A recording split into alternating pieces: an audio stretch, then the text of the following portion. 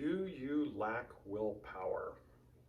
I'm going to make a suggestion that probably you don't. In our culture, it's very common, and in many cultures, that if you can't get from one point to another, it is a character flaw, character defect. You are lacking in willpower. And as someone that's worked in the health and fitness industry for over 30 years and worked with lots and lots of clients with different backgrounds, one thing that I've seen over and over and over is it is indeed not a lack of willpower. The amount of effort that some people put out, or a lot of people, to try and make changes is tremendous, even though unfortunately a lot of times they're not getting to where they want to go. But I wanted to make this video just to throw out that idea that maybe you're not lacking in willpower. Try as an experiment if you're challenged with making a change, and whether it's just been something recent or you've been trying for years or decades, to think, try not to be so hard on yourself, and think maybe you have sufficient willpower, but there are other things that are impeding you, that are becoming problematic. And one of the big ones I see regularly is environment. We don't realize that in this day and age, for a fair amount of people, we're in circumstances and we're in environments that are demanding, and they're stressful, and not uncommonly contrary, even if in just little ways, to what really would be good for us, both physically, but mentally, emotionally, and even spiritually.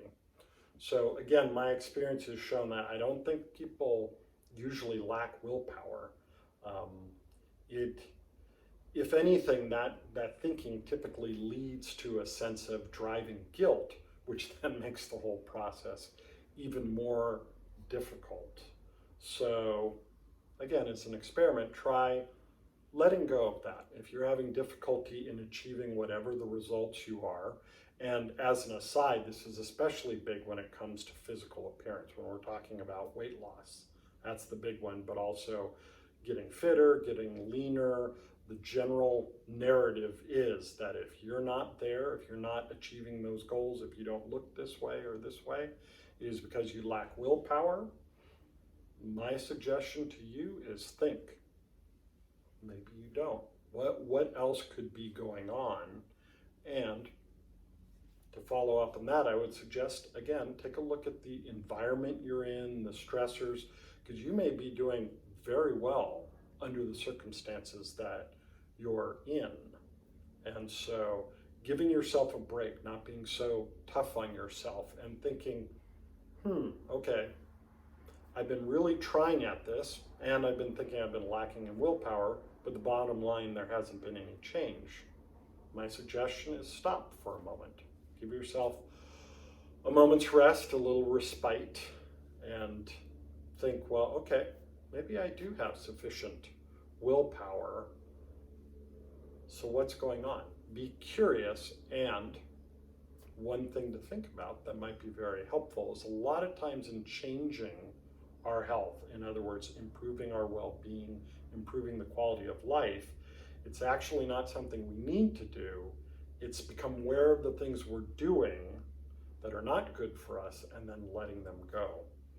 And that also in of itself is a challenge, because we live in a culture that's do, more, better, harder, faster.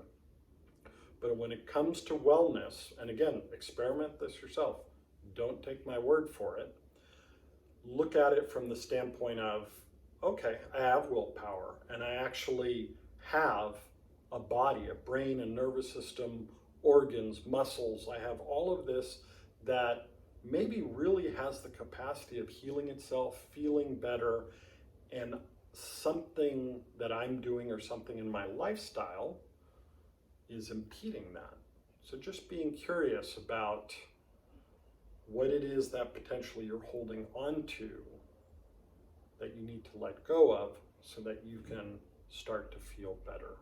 And recognize and stop feeling so guilty that maybe, just maybe, you do not lack willpower.